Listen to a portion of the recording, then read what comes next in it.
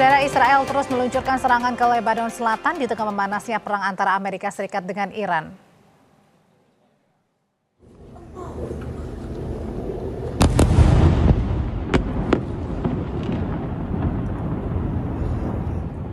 Suara dentuman serangan Israel menggema di Lebanon Selatan bersamaan dengan kilatan cahaya.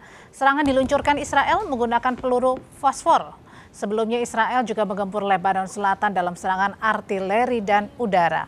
Serangan menuai kecaman karena dampaknya yang membahayakan warga sipil.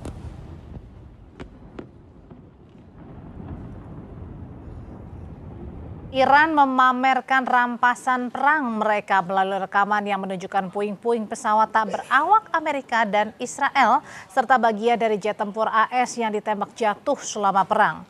Lokasi dan tanggal rekaman video tidak dapat diverifikasi secara independen. Tapi IRGC mengatakan puing-puing tersebut termasuk drone MQ-9, Reaper buatan AS, dan drone pengintai Hermes 900 buatan Israel, serta bagian dari jet tempur F-15 Angkatan Udara AS.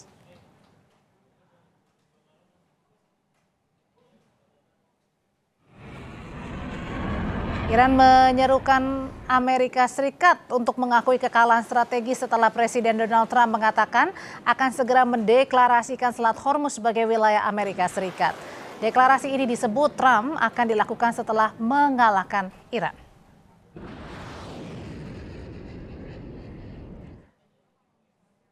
Terimalah kenyataan ini untuk selamanya. Hingga saat ini Anda telah mengalami kekalahan strategis yang telak. Selat Hormuz adalah milik Iran, tetap menjadi milik Iran dan akan terus menjadi milik Iran.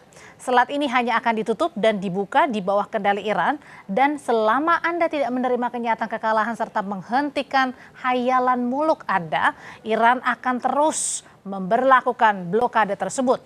Tulis Wakil Menteri Luar Negeri Iran Qasem Gharibabadi dalam akun X-nya.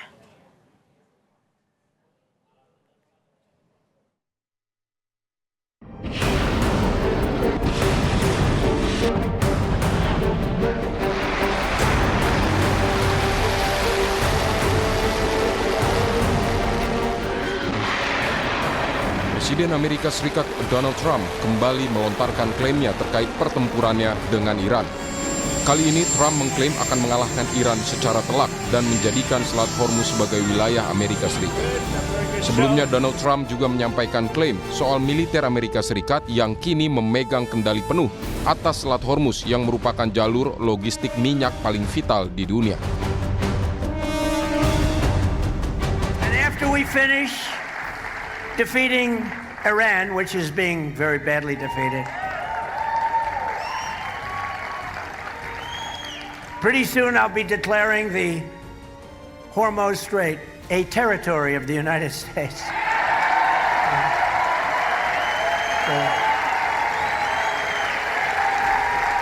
Essentially, that's what it is. We have the blockade. No ships get through unless we want them to.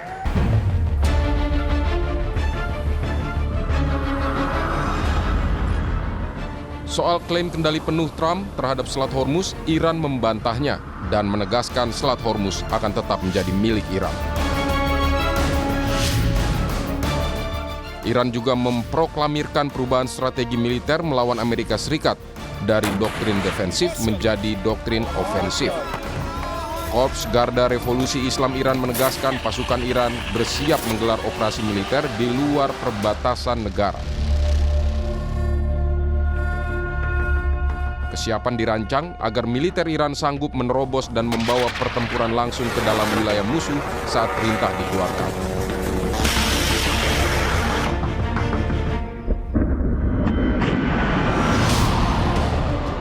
هر موقع اقتضا بکنه و فرمان صادر بشه باید بتونیم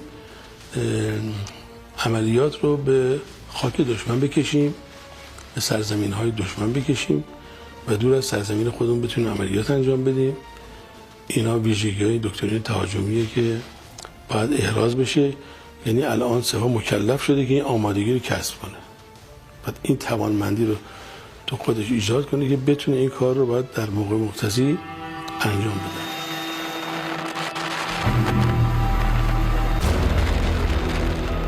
kendali Iran atas Selat Hormuz jadi hal krusial bagi Iran untuk menekan Amerika Serikat. Meski program nuklir Iran sebelumnya jadi alasan Amerika Serikat menyerang Iran, kini prioritas Trump bergeser ke Selat Hormuz. Tim Liputan, Kompas TV.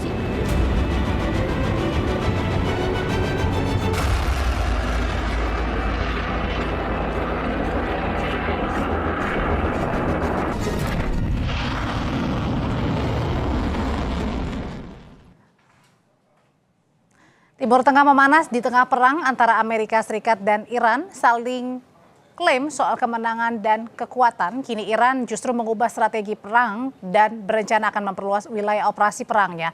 Lalu bagaimana eskalasi perang antara Amerika Serikat dan Iran ke depan setelah Iran memproklamirkan perubahan strategi perang? Kita bahas sore hari ini bersama peneliti Asia Middle East Center, Pizarro Ghazali. Mas Pizarro, selamat sore.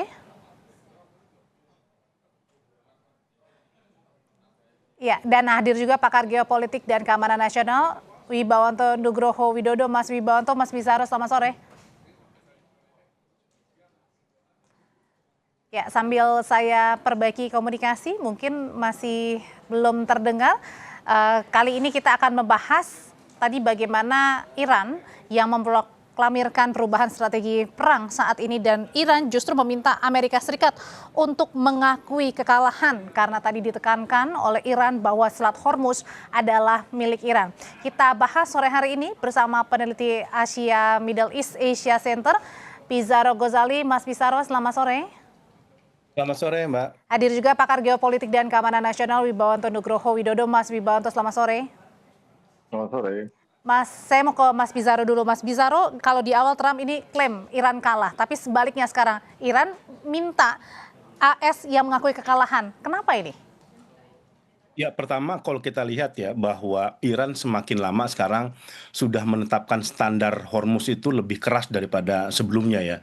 Dulu kita bisa melihat ya bahwa Iran mengatakan mereka akan membuka Selat Hormuz ya dengan timbal balik bahwa Amerika mencabut blokade dan menghentikan perang di Lebanon, tetapi sampai sekarang kan ternyata itu diperluas sama Iran, bukan lagi sekedar dua itu, tetapi ditambah dicairkannya sanksi, kemudian ditambah pencairan aset dan sebagainya. Kenapa ini terjadi? Menurut saya ada dua faktor ya. Pertama, sudah terbukti bahwa negosiasi dan diplomasi sama Amerika Serikat itu tidak menghasilkan bagi Iran. Bahkan yang terbaru tadi Masoud Pezeshkian ya, Presiden Iran mengatakan dia mengakui ada perbedaan pendapat dengan IRGC, dengan Dewan Keamanan, tetapi setelah berdiskusi panjang di antara mereka, mereka sepakat untuk pada posisi sekarang bahwa tidak ada negosiasi dan diplomasi dengan Amerika Serikat karena itu tidak menguntungkan bagi mereka dan hanya memperlemah posisi Iran.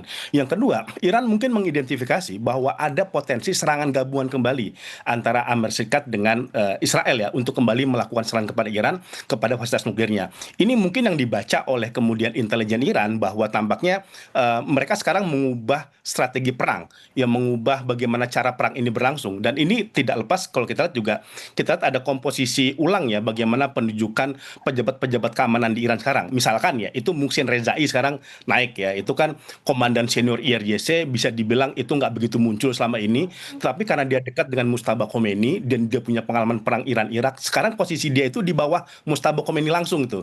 Mungkin kalau di Indonesia agak sulit menggambarkannya, tapi mungkin setingkat Menko lah, Menko Polhukam lah gitu, Muhsin Reza ini. Kemudian ada lagi Hasan Taib ya. Dua-duanya ini faksi garis keras Iran, faksi yang tidak berkompromi dengan Amerika Serikat, dan lebih kemudian sekarang kemudian dia menambah syarat-syarat baru agar kemudian mau masuk ke meja perundingan. Yang dulu di eranya Pezeshkian dan Galibaf itu tampaknya syarat-syarat itu tidak sekeras sekarang. Itu mungkin menurut saya ya, Cynthia, ada dua faktor kenapa kemudian tadi Iran bersikap lebih keras sekarang. Ya, dengan Audrey di sini Mas Pizarro. Saya mau ke Mas Wibawanto sekarang. Kalau begitu artinya Iran ini semakin percaya diri ya, bahwa dulu Iran yang terkesan kemudian lemah, tapi sekarang ia justru menunjukkan kekuatan kepada Amerika dan declare secara terang-terangan bahwa Selat Hormuz adalah milik Iran. Mas Wibawanto.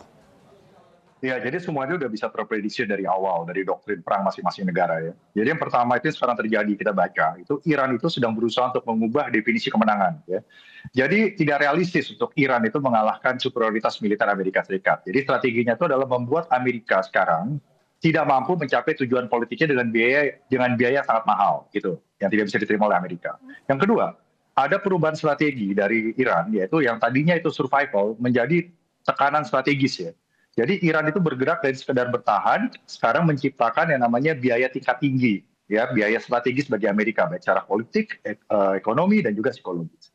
Yang ketiga, mengenai tanda kutip minta Amerika menyerah, itu sebenarnya tidak bisa langsung diartikan secara literal, ya.